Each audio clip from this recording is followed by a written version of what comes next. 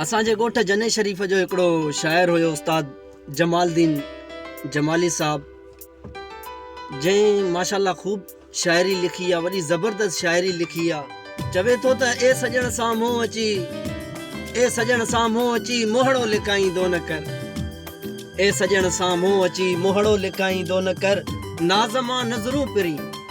नाज़मां नज़रूं पिरी पंहिंजो झुकाईंदो न कर। कुर्ब जा कातिल था घुमनी घणा हिन देस में,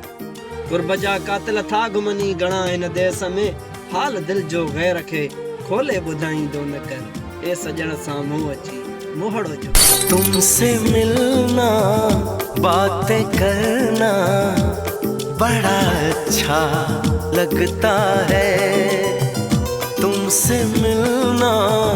बातें करना